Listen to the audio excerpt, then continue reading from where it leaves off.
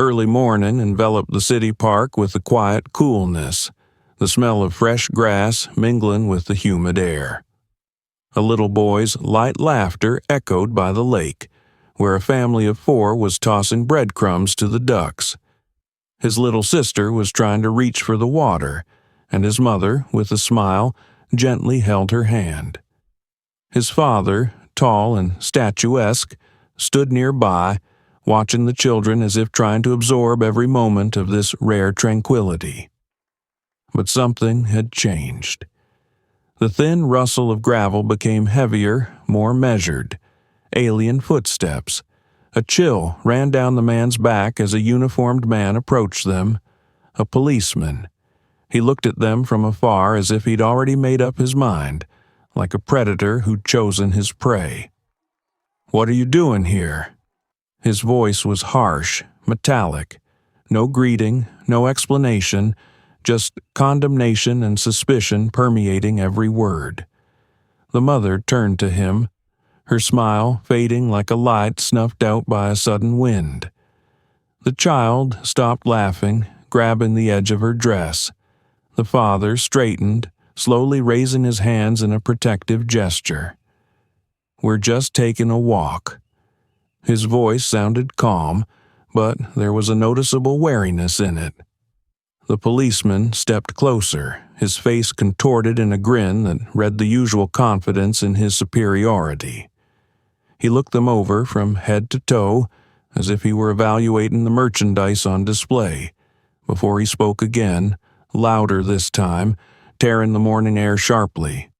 "Just taking a walk, huh? Then why are you here so early? Is there something you want?" The words sounded like an accusation. A shadow fell over the family. Their morning, a moment ago full of life, was poisoned by the presence of an intruder. My father took a deep breath, holding back the words that were rushing out. He knew that an extra word could be the spark that ignited this already tense moment. But the policeman continued to press on, as if taking pleasure in their silence. His eyes, cold and assessing, returned again and again to the mother, then to the children, finally to the father, as if he were looking for something to confirm his suspicions. "Are you from this neighborhood?" he asked, gritting his teeth as if the very suggestion offended him. "It's strange to see you here so early." Father, trying to remain calm, nodded. "Yes, we live nearby," he answered, trying to keep his voice from shaking. "We often walk here in the mornings." "More often than necessary, maybe?" The policeman took a step closer, his boots crunching loudly on the gravel. "Or did you decide to take a look around before you set something up here? Maybe you're already planning trouble?" "What are you talking about?" The mother pressed the children closer to her, her voice sounding confused, but there was an undercurrent of rage in it. "We're just walking. This is a public place." The policeman did not listen. His face twisted into a grin of contempt. "Just taking a walk, huh?" His voice got louder, almost a shout. "You know, people like you are always just hanging out until something bad happens, and then guess who's to blame? Like us?" The father couldn't hold back any longer. There was a note of steel in his voice, but he was still trying to keep his voice low so as not to frighten the children. "What do you mean?" "Well, you know yourself." The officer paused, enjoying the tension that hung in the air. "I won't repeat it, so as not to offend your sense of dignity. But I will say one thing. Families like yours often bring problems with them." The little girl, not understanding what was happening, put her arm around her mother's leg and quietly asked, "Mom, is he scolding us?" The mother hugged her daughter, her arms trembling, but she did not respond. The father leaned toward the policeman, his voice now low and menacing. "That's enough. We didn't do anything wrong. You have no right to talk to us like that. but that only added fuel to the fire. The policeman laughed, loud and mocking. I don't have the right. I'm the one who decides what's right and what's wrong. And you know what I see? I see people who are acting suspicious, who probably want to cause trouble. Should I check your ID, or should I search you? The children began to cry. The mother clutched them to her, whispering words of reassurance that could not change anything. The father straightened again, his fists clenched. You want to search us because we're black? Is that all you see? He spoke loudly, his voice shaking with rage. The policeman seemed to be waiting for it. He extended his hand to his belt, where the baton hung, his smile fading to an expression of cold superiority. Don't you dare raise your voice at me. One wrong move and you'll be on the ground. At that moment, the world around him seemed to shrink.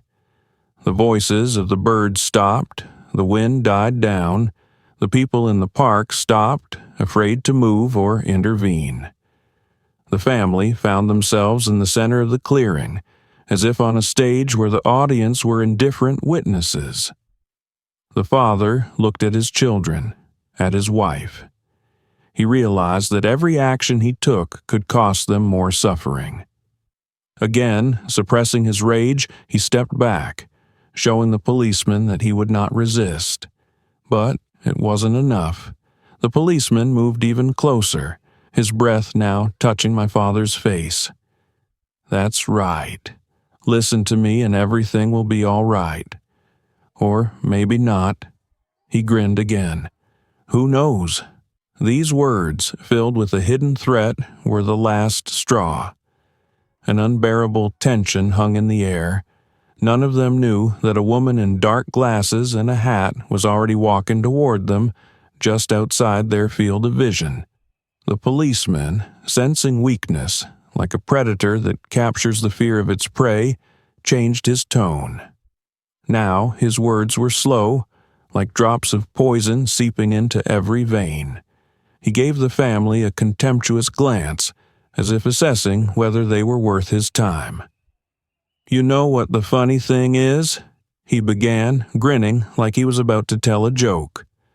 People like you always think you can look respectable. They dress better, pretend they're decent. But deep down, he pointed his finger at his father as if accusing him of a crime, you're all the same. It's the blood that's the problem, isn't it? The mother inhaled convulsively, her eyes filled with horror. She knelt beside the children, hugging them so tightly that she seemed to want to hide them from the poison. The father stepped forward again, his hands shaking with rage. "Shut up," he said, his voice quiet but threatening. "These are my children in front of you. You can't talk like that." "Oh, so you're going to teach me now?" The policeman looked down at the man like an insect. "You know what's funny? People like you always think your big words mean something. You think anyone's going to hear you around here? Look around you. You see that crowd?" He made a broad gesture with his hand, pointing to the people standing nearby. "Nobody's going to stand up for you. They all know I'm right. I'm the one representing the law here." The children began to cry again. The little girl, hiding in her mother's arms, sobbed quietly. "Mom, why is he angry? What did we do?" Those words pierced his father's heart, but he clenched his teeth, restraining himself. He couldn't let the situation get out of hand, especially in front of his children. But the policeman didn't stop. "Exactly. What did you do? Maybe it's time to check it out." He took a step toward his father, his face twisted into a mocking grin. "Maybe you already have some kind of warrant hanging on you? Or maybe your lovely spouse has sins? Or maybe your kids have already learned to lie like the rest of you?" The mother raised her head, her eyes burning with a mixture of fear and anger. She stood up, not letting go of the children, and her voice, trembling but surprisingly strong, interrupted the flow of his venom. "Leave us alone. We haven't done anything. We're family, and you have no right to treat us like this." "I don't have the right?" The policeman laughed, his laugh sounding sinister. "I do. Do you think any of them," he nodded toward the crowd, "will stop me? Or do you hope that your pathetic appearance will convince me that you are worthy of respect? No, ma'am. You chose this life for yourself. It's your fault your children are growing up with parents like that. And, you know," he leaned closer, "they're getting used to the tears, because that's all you have to offer." The words struck like a whip. The mother staggered but continued to stand, holding her children, who were now simply silent, their faces contorted with fear. The father, unable to bear it, took a step forward, but the policeman instantly pulled out his baton and held it out in front of him. "Just try it," he said coldly. "One move, and they won't ask you why you're here. You'll just disappear." The air in the park became heavy, like before a thunderstorm. The crowd began to chatter. Some pulled out their phones, but no one dared to intervene. The mother looked pleadingly at her husband, her gaze begging him to stop. He froze, holding back the anger that boiled inside. The policeman took a step back, but his gaze remained cold and mocking. He looked at the family, as if deciding whether to continue the game. But before he could say another word, a confident voice came from the crowd. "That's enough. You've overstepped your bounds." Everyone turned around, including the policeman. A woman with a hat and large sunglasses stepped forward. She took them off, and a moment later whispers spread through the park. Her face was all too familiar. It was Angelina Jolie. The crowd in the park seemed frozen. Every step, every smile, every slight movement that a moment ago had filled the place with life had disappeared, giving way to an oppressive silence. People stood still like statues, clutching their phones, their bags, or just watching, not daring to even blink. They looked at the policeman, at his baton, at the family that seemed to have already lost in this unequal struggle. The woman in the tracksuit cast a brief glance at her husband, who was holding the leash of a small dog. She opened her mouth as if she were going to say something, but closed it immediately when she saw the policeman approach the family again, his hard stare exuding menace. She lowered her eyes, quickened her step, and headed in the opposite direction, taking the dog and her husband with her. "Mom, what's going on in there?" the boy asked quietly, holding his mother's hand. His eyes were wide open, filled with a mixture of curiosity and fear. "Hush, don't look," the mother said quickly, pulling the child closer to her. She gripped his hand tighter than necessary, as if she wanted to protect him from even looking at the scene. They turned and walked away, never looking back. Among those who remained, there was a tension that seemed to be physically palpable. One man in a business suit with headphones in his ears took them off and took a step forward, but immediately stopped when he noticed the policeman holding a baton swipe it across his palm, making a thud like a warning. The man shook his head and returned to his seat, pretending he was just waiting for someone on the bench. A young couple with coffee in their hands watched from a distance, whispering. The girl, biting her lip nervously, leaned toward her companion. "We have to do something. This isn't right. He's bullying them," she said, but her voice was almost a whisper. "Do you want us to be detained too?" the guy replied, his face pale. "You don't know what that cop has in mind. Calm down. It's none of our business." "But the children—" She tried to object, but he had already taken her arm aside, casting a nervous glance at the policeman.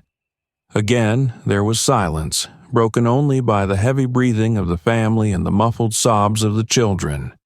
The policeman, noticing that the crowd remained inactive, squared his shoulders.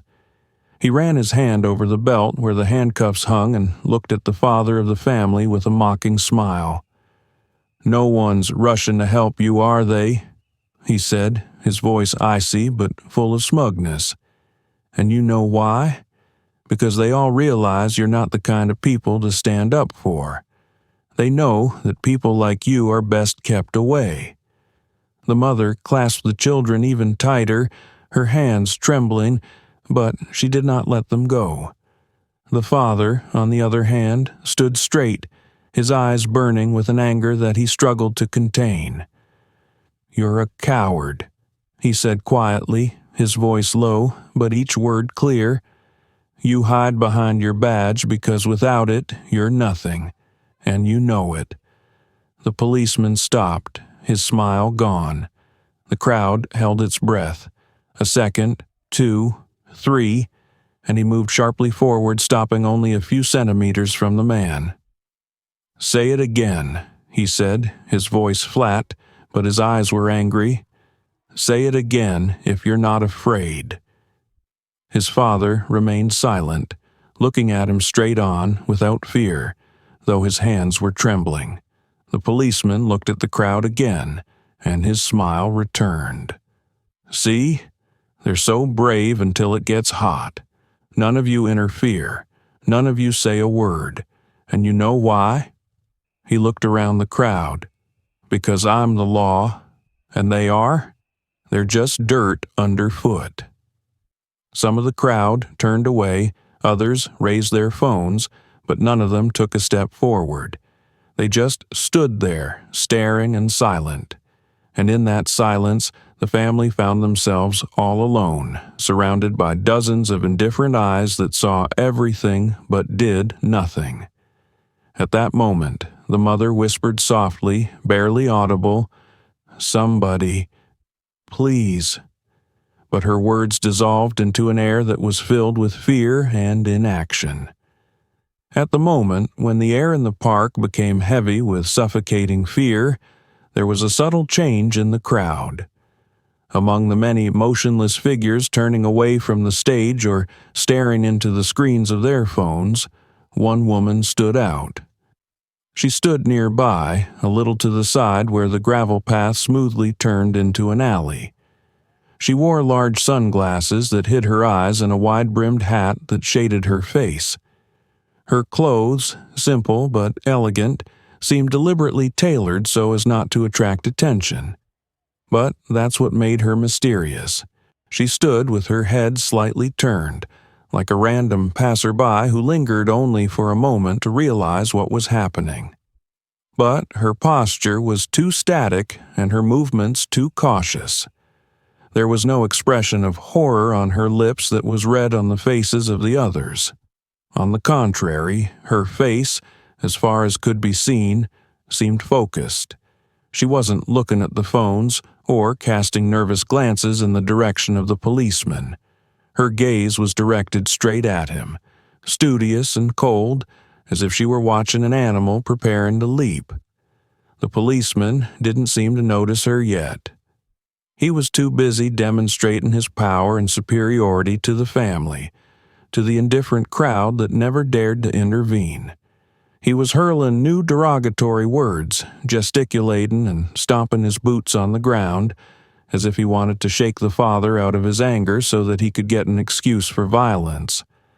But the woman in the dark glasses didn't move. Her arms were crossed over her chest, and she seemed to be disappearing more and more into the crowd with each passing second.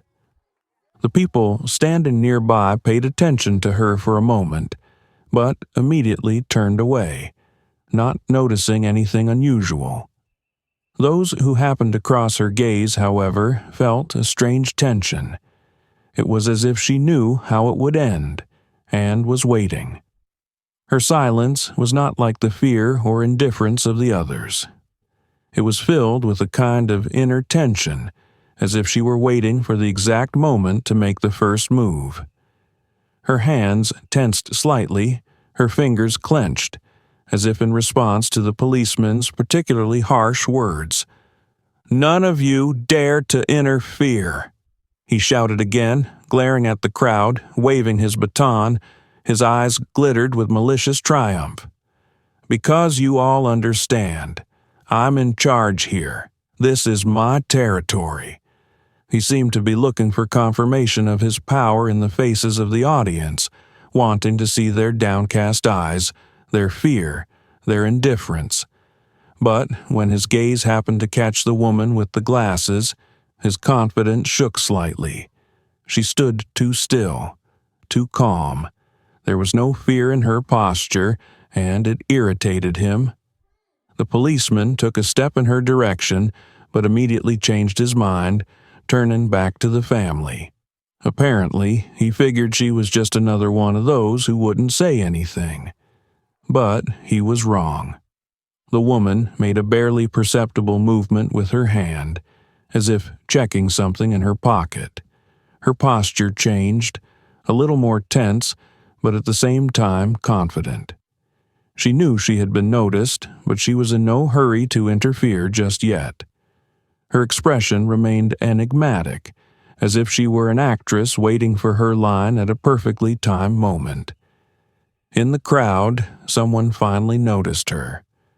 A young girl who was standing nearby whispered quickly to her companion, "Do you see this woman? She's not like the others. Why does she just stand there and stare?" The guy glimpsed her and shrugged. Maybe she's a journalist or a blogger, wants to film it all for some show. But the girl continued to stare without looking away. Something about this woman was not right. She looked like someone who knew much more than everyone else. The girl muttered quietly, "She looks like she's about to do something important."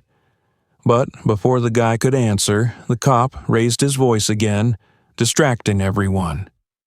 "Enough of this circus.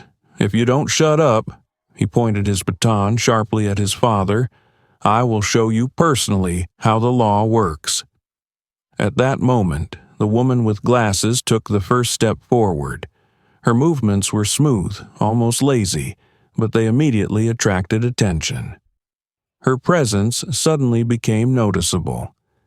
The crowd began to whisper. Someone raised their phone to take a picture of her before she was out of sight. People were wondering who she was and why she chose to come closer. She was like a shadow that no one was expecting, but who suddenly became the most important figure in this gloomy scene. The policeman, sensing the rising tension, turned again to the father of the family, his face flaming with contempt. He took a sharp step forward, his baton now clutched so tightly in his hand that his knuckles turned white. His voice, even louder and angrier, broke the silence. "That's it. I've had enough. I'm giving you one last chance. Shut up, turn around, and get out of here before it's too late. Or do you want me to book you for disobeying a law enforcement officer?" The father did not move. He stood straight, his face hard, but his eyes betrayed fear for his children, who now clung tighter to their mother. The policeman leaned closer, his baton dangerously close to the man's chest. "What? You think you're the hero around here? You think you have the right to argue with me?" He spat under his feet, as if in final contempt. "I'll tell you straight. People like you go to jail, and nobody even remembers." The girl cried louder, grabbing her mother by the dress. Her brother, trying to be strong, stood silently by her side, but his face was red with fear and his lips were trembling. The mother, who was struggling to stay strong, reached out to the policeman, her voice full of despair. "Please, they're children. You can't treat us like this. We didn't do anything. We were just walking. I'm begging you." "Begging?" The policeman laughed, his laughter harsh and cruel. "Begging? Do you think your tears will make a difference? Your children will grow up just like you, troubled, unwanted, always crying for justice that no one will give you. because you don't deserve it." My father clenched his fists, his shoulders tense, but he didn't make a move. He knew that the slightest movement could cause the policeman to use his power. But seeing his wife and children suffer was unbearable. "Put the baton away," he said quietly but firmly. "You have no right to threaten my family." The policeman squinted, his eyes glittering with anger. "I don't have the right," he hissed. "You dare to tell me what to do? Do you know what that kind of behavior is called? It's called resistance. And for resisting, I can arrest you right now." He reached for his belt where the handcuffs hung, making deliberately slow movements to add drama. The others in the crowd began to chatter, but no one moved from their seats. Some of them took out their cell phones, filming what was happening, but none of them dared to come closer. The girl screamed as she saw the metal handcuffs gleaming in the sun. She reached for her father, but her mother held her tightly to keep her away. "Daddy, no, don't!" Her scream tore at the man's heart, but he didn't move, knowing he had to stay calm for their sake. The mother, now breaking down into a scream, turned to the policeman again. "Please stop. This is wrong. You're scaring the children." The policeman, paying no attention to her, stared intently at her father. "On your knees," he ordered, his voice flat but full of menace. "Hands behind your head, or I'll do it by force." The crowd froze. People looked at what was happening with horror, but no one interfered. They all knew it was wrong, but fear of power, of weapons, of uniforms held them back. Dad didn't move. He continued to look the policeman straight in the eye. His lips tightened, and there was no fear in his gaze, only pain and despair.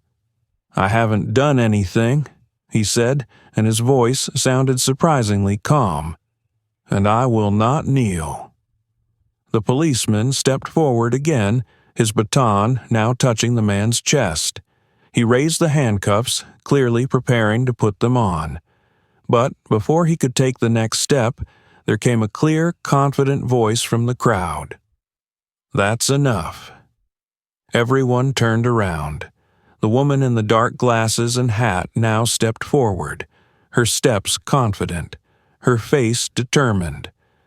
The policeman turned sharply toward her, his expression softening for a moment, as if he had not expected anyone to dare interfere. But this woman was no ordinary witness, and her intervention promised to turn things around. The moment the woman uttered her first words, everyone, including the policeman, froze. Her voice was steady, without any emotion, but its depth, its confidence, made everyone pay attention to her. The crowd seemed to split in two, opening the way for her. She walked slowly but confidently, her figure seeming both mysterious and frightening. The policeman frowned, his fingers gripping the baton tighter as he turned to her. "And who are you?" His voice was harsh. He was trying to maintain his authority, but there was a sense of confusion in his tone. "This is none of your business. Step back." The woman stopped a few steps away from him. She slowly removed her glasses, then took off her hat. Her face, now fully exposed, made the crowd gasp. Some let out a quiet exclamation, others froze, not believing their eyes. In an instant, her calm image was replaced by a powerful, almost blinding aura of confidence and authority. "Is it really none of my business?" she said, her voice still as calm, but with a note of challenge in it. "Are you sure?" The policeman was confused for a moment. His eyes widened. He recognized her. Everyone in the crowd now knew who she was. It was Angelina Jolie. Her face was too familiar to be confused with anyone else. It was a face that had been seen on screens all over the world, a voice that had been heard on the biggest stands for justice and equality. But now she stood here, right in front of him, in the center of this horrific scene. The policeman tried to cope with the shock. He quickly changed his expression, trying to hide his panic. "So," he said, his voice a little weaker now, "it doesn't change the fact that these people are disrupting public order. I'm doing my job." Jolie took another step forward. Her gaze was sharper, contempt, but also great power. Her words sounded like a blow. "Your work?" She glared at him. "Humiliate an innocent family in front of their children? Using your authority to spread fear instead of protection? Is that what you call your job?" Her voice grew louder, her words penetrating the silence of the crowd like thunder. People began to chatter. Some of them raised their phones to record the moment. The policeman seemed unsure how to react now. He tried to maintain his superiority, but his face showed confusion. "Look, miss," he began, but his voice sounded uncertain. "This is none of your business. If you have a complaint, you can go to the department." "It's my business," she interrupted him, her voice hard. Whenever someone abuses their power, it becomes everyone's business. And right now, you're a prime example of how racism and violence under color of law works. Her words echoed through the park. The policeman, still trying to maintain control, took a step toward her, but her presence was so strong that he stopped himself, not daring to come any closer. "Are you saying I'm a racist?" he asked, his voice trembling and panic in his tone. "Do you have proof?" These people were acting suspiciously. "Suspicious?" Jolie laughed, but her laugh was cold and short. "Is that suspicious?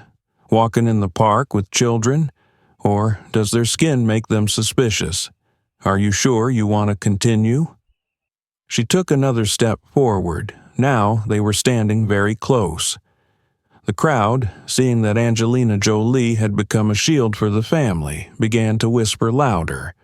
People weren't just watching, they were witnessing something more than the usual conflict. The policeman took a step back. His hands were trembling. He looked at her, trying to think of what to say. He suddenly realized that everything was being recorded, that his every gesture was now in the crosshairs of dozens of cameras, and that he was not just a woman, but a person whose words could ruin his career.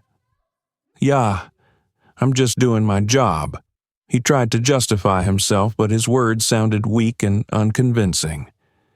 "If this is your job, then you chose it," Jolie replied, her voice sounding like a sentence. "But today, you're facing something that's bigger than you. Today, everyone will see what you've done. Today, you will be held accountable for your actions." The policeman, realizing that he could no longer control the situation, turned away, muttering something unintelligible. He took a few steps back, then turned and walked away quickly. The crowd gasped as he walked away. Jolie turned to the family, her gaze softer. She dropped to one knee in front of the children, her voice quiet and reassuring. "It's over. You're safe." Her mother cried. Her father tried to find words of gratitude, but Jolie only smiled slightly and looked at the crowd. Her expression became serious again. Her next phrase was addressed not only to them, but to the whole world. "Every time you keep quiet, people like him get stronger. Don't be silent." Angelina Jolie didn't back down, even when the policeman tried to walk away, as if wanting to hide from her gaze. She knew it wasn't enough. The crowd needed to see the truth come out. This wasn't just a clash between two people. This was a moment of exposure for the system, a moment of truth she couldn't let slip away. "Officer, I'm not finished." Her voice was clear and loud, stopping the cop halfway through. He froze, as if he couldn't believe she was still talking. "Come back. You can't just walk away when your behavior's already in the public eye." He turned around, his face going white, but he tried to maintain a semblance of confidence. "I don't have to listen to your accusations, Ms. Jolie. If you have a complaint, go to the department," he said, but his voice sounded unconvincing. "Complaints?" Jolie folded her arms across her chest, her gaze even more stern. "Is that what you're used to? Your victims going to the department where their complaints dissolve into paperwork? Where their words are ignored while you continue to humiliate and intimidate innocent people? That's not going to happen today." The policeman licked his lips, clearly nervous under the gaze of dozens of eyes, but he was still trying to resist. "You have no right to accuse me. I was just doing my job. These people were acting suspiciously." Jolie raised her hand, stopping him. "Suspicious?" Her voice became firmer. "You have no idea how dangerous your words are. Are you calling them suspicious just because they were walking in the park? Or because their skin is a different color? Get it straight. It was their skin color that made them suspicious to you, right?" The policeman didn't answer, but his face turned crimson. Jolie continued, her words louder for all to hear.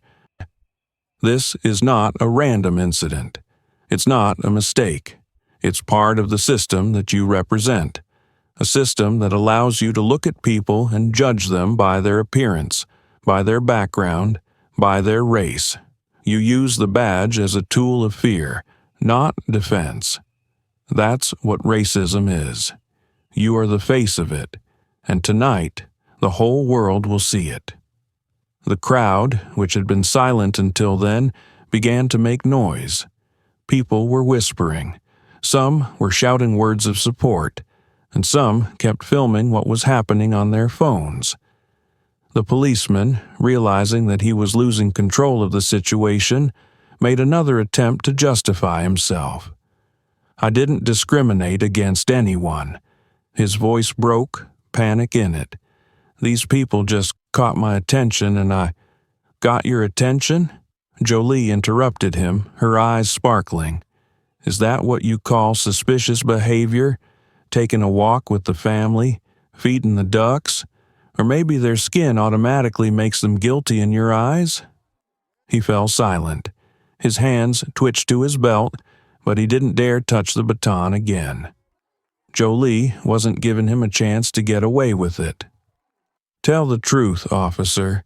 Why did you approach them in particular? Why did you target this particular family? Because they're black? Because in your mind they're already suspicious just because of the way they look? That's racist, and you know it." The crowd was now fully paying attention to what was happening. Some started shouting questions at the policeman, others applauded Jolie, but no one was indifferent. The policeman looked confused. He didn't know what to say. His power, which he had felt a moment ago, seemed to have dissolved. Jolie stepped forward, her voice calm again, but there was steel in it. "I want you to understand that you can no longer hide behind a badge. Your power ends where abuse begins, and today you must answer for every word you say, every threat you make, every attempt to humiliate this family." She turned toward the crowd, her eyes meeting the eyes of those who stood silent, phones in hand. "You all see it, and you all need to remember that silence is complicity. Every time we allow people like him to go unpunished, we become part of the problem." The policeman, now completely devoid of confidence, retreated another step. "Yeah, I was just doing my job," he mumbled, but even his voice betrayed him. It sounded pathetic and quiet now. "Your job is to protect, not threaten," Jolie replied. "Today you forgot that, and today you're going to have to answer for it." Her words were the final blow. The policeman lowered his head as if realizing that the fight was over. The crowd began to applaud, and Jolie turned back to the family, her gaze softer. "It's going to be okay," she said, looking into her father's eyes. "You're safe now." But there was still a fire burning in her eyes that promised the fight for justice wouldn't end with this episode. The policeman stood motionless, his face slowly paling as he finally realized who he was dealing with. The silence that filled the space between him and Angelina Jolie seemed palpable, as if the air had become thick and viscous. His lips opened slightly, as if he was trying to say something, but the words stuck in his throat. The crowd, which a moment ago had only been whispering, was now loudly discussing what was happening. Someone shouted, "Shame!" or "What kind of hero are you now?" But he couldn't look at anyone. All his attention was focused on her. "Minus I was just trying to keep order," he finally muttered, but his voice sounded quiet and uncertain, as if he couldn't believe his own words. Jolie squinted, her gaze penetrating him like a knife, cutting through the remnants of his confidence. "Order?" she repeated, a challenge in her voice. "You call this order? Humiliating a family in front of their children? Using your badge to intimidate and justify your prejudicial behavior? Tell me, officer." Her voice grew louder. "What kind of order were you trying to maintain by making a little girl cry out in fear?" The policeman looked away, his eyes darting through the crowd as if he were searching for salvation. But there was no rescue. Phone cameras were pointed at him from all sides. The faces of those around him, previously indifferent or frightened, now expressed indignation. This was the moment of truth, and he knew it. "Yeah, I was just doing my duty." He tried again, but his voice trailed off into a whisper. "These people, they could have been dangerous. Yeah, I had to make sure everything was okay." "Dangerous?" Jolie took a step toward him, her figure now towering over him like the embodiment of justice. What exactly were they dangerous about? Their children or their skin color? Answer me straight, officer. Was that all you saw? The policeman was silent. His face was even paler, and his hands, which had been clutching the baton tightly, were trembling. He wanted to run away, but he knew it was impossible. Every move he made was now being recorded. Every attempt to justify himself only made things worse. He could feel his confidence crumbling like a sandcastle under the pressure of a wave. The crowd began to move closer, narrowing the circle around them. People were shouting, some shouting insults at the policeman, but he couldn't even turn around. His fear of this woman standing in front of him was far greater. "It's a misunderstanding," he tried again. "I was just following instructions. We have protocols, and I was following them. Yeah, I didn't mean to offend anyone." Jolie smiled, but her smile was as cold as ice. "Protocols?" she interjected, her voice now as sharp as her gaze. "Do your protocols include threats, humiliation, and intimidation? Or is that your personal interpretation? Do you think a badge gives you the right to do whatever you want just because you're sure no one will dare stop you?" The policeman opened his mouth to say something but closed it, unable to find the words. Now he felt like a cornered animal. His gaze flickered back to the crowd, and at that moment he noticed someone pushing his way forward. It was his colleague, another policeman, who had obviously come over to see what was going on. "Mike?" The second officer's voice sounded surprised, but there was no sympathy in it. "What's going on here? I just got a call about a possible problem in the park, and now I see the whole park is looking at you." Mike, now realizing that his position was finally shaken, began to mutter something inaudible. His colleague looked around the crowd, then looked at Jolie. His eyes widened as he recognized her. "Oh my God, that's..." He hesitated, then turned to Mike again. "Are you out of your mind? Do you realize who you've been bullying here?" Jolie, ignoring the confused second officer, turned to Mike again. "Do you think those are excuses?" she asked, her voice stern again. "You still don't realize that your job is to protect these people, not threaten them? Do you still not realize that today you became the face of the very evil you were supposed to be fighting?" Mike lowered his head. He was no longer trying to make excuses. His whole body expressed defeat. At that moment, he realized that his career might be over, and he was the one who had caused it. Jolie turned to the crowd again. "Let this be a lesson to everyone. Every time someone abuses his power, it should not go unpunished. We must talk about it. We must fight it. No one has the right to intimidate and humiliate others using their status as a cover." Her words caused a loud murmur of approval. People began to applaud, expressing their support. Mike took a step back. His colleague looked at him with obvious disapproval. "You'll have to explain that to the department, Mike," he said quietly, then turned to Jolie. "I'm sorry about what happened. We'll take care of it." But Jolie knew that this incident was just the tip of the iceberg. Her gaze remained steadfast and her determination to expose injustice unwavering. The crowd, which had previously been silent in fear and confusion, now became animated.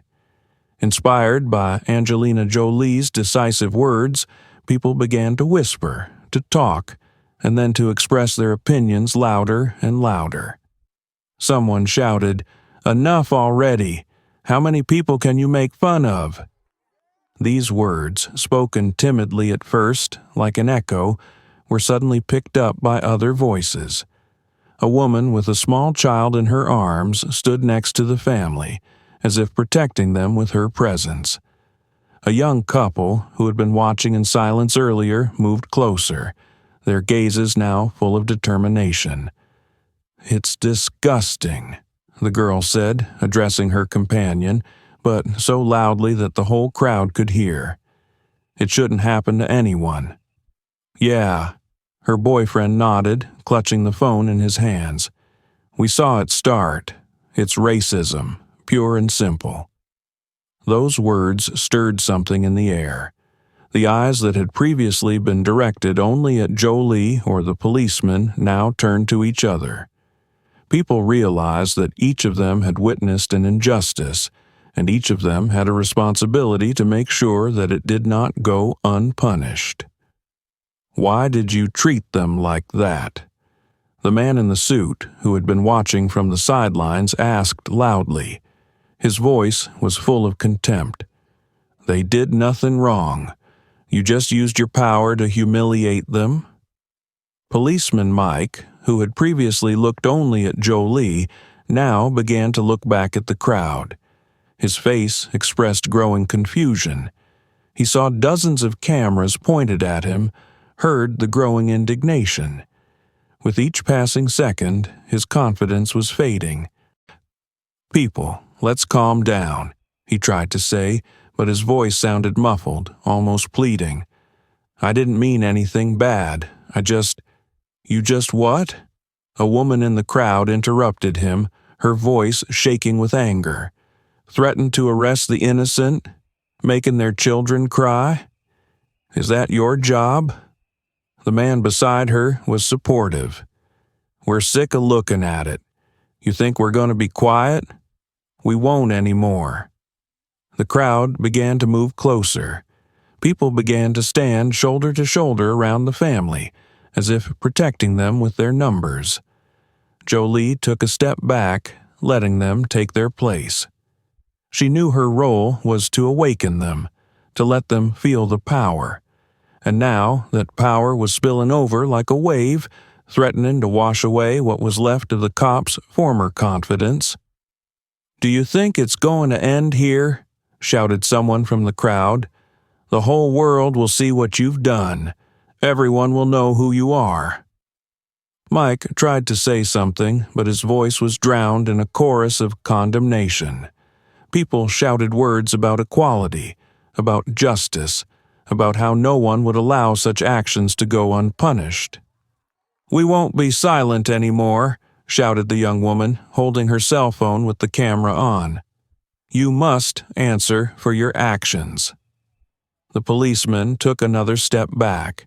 His face was frightened now, and he looked at the crowd as if it were a coming storm.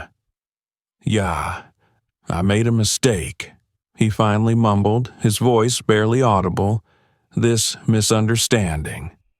But the crowd didn't want to hear his excuses anymore. "Misunderstanding?" the elderly man said loudly, leaning on his cane. "You think you can justify yourself so easily? You had the power to protect them and you used it to hurt them." The crowd murmured approvingly. Now every voice added to the general chorus. People didn't just watch, they acted. They surrounded the family, offering support, words of encouragement. The little girl who had been crying a moment ago looked up in surprise at the strange woman standing next to her mother and whispered, "Are they helping us?" The mother nodded, her eyes full of tears, but they were tears of relief. Policeman Mike, realizing that he could no longer resist, lowered his head. His colleague, who was standing to the side, came over and put his hand on his shoulder. "We'll handle this, Mike," he said, his voice quiet but firm. "You'd better go." Mike nodded, slowly holstered his baton, and took a step back. His back bent, he no longer looked at the people around him. The crowd continued to condemn him, but now their voices were directed not only at him, but at the system he represented. Jolie stepped forward again, her voice booming over the crowd once more. "It's not the end. It is the beginning. Every time we see injustice, we must act. Today, it happened to this family. Tomorrow, it could happen to one of you. We must be united to stop it." The crowd cheered loudly at her words. Policeman Mike, now completely destroyed morally, walked away, his figure disappearing behind the trees. But the lesson the crowd had learned remained. It was a moment of awakening when the silence was finally broken and the voice of justice rang louder than ever. The crowd continued to watch as Policeman Mike, pale and head down, slowly backed away. His steps were awkward, as if he was carrying an invisible weight on his shoulders. Around him was a wall of judgmental stares, smartphones recording his every move, and people who were no longer afraid to speak. "Go away," someone in the crowd said. "You won't intimidate anyone anymore." These words echoed in the hearts of everyone gathered around. The policeman tried to quicken his step, but stopped when a woman in a bright red jacket, holding a phone in her hands, asked loudly, "You expect us to forget? You think your apology will fix everything? We'll send this video to the police, to the media, anywhere. Everyone needs to know what you did." Mike didn't answer. His colleague, standing a little to the side, looked grim, but didn't interfere. He knew that the situation was out of control and that any excuses would only make things worse. Jolie, who had been watching silently all this time, stepped forward. Her steps were confident, but not aggressive. Her voice sounded calm when she spoke, but it was strong. "Officer," she said, and Mike stopped, hesitant to turn around. "You think it's over if you leave. But it isn't. Your actions are a symptom of a problem that affects not only this family but our entire system. And today, you will be held accountable for it." Mike looked over his shoulder. His face was contorted with fear and humiliation. I didn't mean to," he began, but his voice was weak, as if he couldn't believe his own words. "You didn't want to?" Jolie stepped closer, her gaze as penetrating as an X-ray. You threatened innocent people with arrest. You humiliated them in front of their children. You allowed your prejudiced views to drive your actions. Don't lie to us. That was your decision." The crowd murmured approvingly. The people, who had been silent until then, began to shout for him. "She's right. How many more families have suffered because of people like you? Did you think we'd keep quiet?"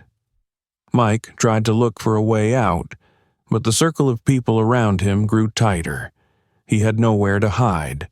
The cameras kept recording, and now he realized that anything he said or did could be decisive evidence against him. "What will happen to him now?" a young woman in the crowd asked, her voice shaking with a mixture of anger and hope. "We'll make sure he's held accountable for his actions," Jolie said firmly, looking directly at Mike. Then she turned to his co-worker. "This man has violated his duties and the public trust. Will you witness how this investigation will lead to justice?" The officer nodded slowly. "I can't condone his behavior," he admitted, "and I promise that I will report the incident." The crowd murmured approvingly. People began shouting words of encouragement to the family, who were now approached by more people offering help and encouragement. The little girl, who had been crying a moment ago, now looked at her mother with wonder. "Mom, is he gone? Are we safe now?" she asked quietly. The mother nodded, her eyes filled with tears, but this time they were tears of relief. "Yes, sweetheart, we're safe." The father of the family, who had been silent all this time, stepped forward, addressing Jolie. "Thank you," he said, his voice quiet but sincere. "Thank you for standing up for us. We didn't know anyone could help us." Jolie smiled, her face softening. "It's not just me," she said, looking around at the crowd. "It's the credit of everyone who chose to speak up today. Each of you has shown that together we can stand up to injustice." The crowd began to applaud. People smiled at each other, expressing a sense of shared victory. But even in the midst of their joy, they knew that this was only one battle in a long struggle for equality and justice. Mike, humiliated and defeated, disappeared behind the trees. He had nothing more to say. But his figure, walking away to the sound of applause and shouts of truth, became a symbol that the abuse of power would not go unpunished. Now, the eyewitness video has gone viral. Jolie knew this event would reach an audience far beyond the boundaries of this park. This family's story would be a lesson to all, and somewhere in the back of her mind, she hoped that even Mike would realize how wrong his behavior had been. The victory was for justice, and although it was bitter, it reminded everyone that change begins with one bold action. The crowd gradually began to disperse, but the atmosphere in the park remained full of emotions. People were still discussing what had happened, sharing their notes and photos. Many sincerely admired Angelina Jolie's courage. But Jolie herself was not looking for attention. She returned to her family, who, despite the relief, was still in a state of shock. She knelt down in front of the little girl, her face soft and warm. "You're very brave," she said, looking into the girl's eyes. "I know it was scary, but you are not alone. All these people are here to help you and your family." The girl looked at her in disbelief, and then, sensing the sincerity of her words, took a small step forward and hugged Jolie. It was unexpected, but touching. Angelina gently hugged her back, her face lighting up with a smile. The mother, seeing this scene, also cried. She came closer, holding her son, who was silently watching, his eyes now expressing more calmness than fear. "Thank you," she said, her voice shaking. "Thank you for what you did. We couldn't imagine anyone standing up for us." Jolie rose, touching her mother's shoulder gently. "You didn't have to go through this," she said. "But you did more than you ever thought you could. You showed your children to stand up for the truth, even when it's scary, and you showed all of us how important it is to be together." My father, who had been holding back a little, came closer. His eyes were full of gratitude. "We don't even know how to thank you," he said. "What you did, it changed everything. Not just for us, but I think for everyone here." Jolie shook her head. "You don't need to thank me," she replied. "It was what each of us had to do. Today has shown that one voice can be a spark, but together we can be a fire that burns injustice to the ground." She turned to the remaining crowd. Her face was serious now, her voice loud and confident. And today we saw an example of how abuse of power can destroy lives. But we also saw how unity and determination can stop it. Each of you who chose not to be silent, who took notes, who spoke out, were part of something bigger. This isn't just about the family that stood here. It's about all of us. The crowd began to applaud, but Jolie raised her hand, asking for silence. "Fighting discrimination is not just words," she continued. "They are actions we take every day. These are the moments when we choose not to turn away, but to intervene. They are moments when we choose to fight for those who cannot fight for themselves. And it is our responsibility to create a world where no one feels second class because of their race, color, or background." Her words touched everyone. People nodded, some wiped away tears, and many looked thoughtful, as if these words resonated deep in their hearts.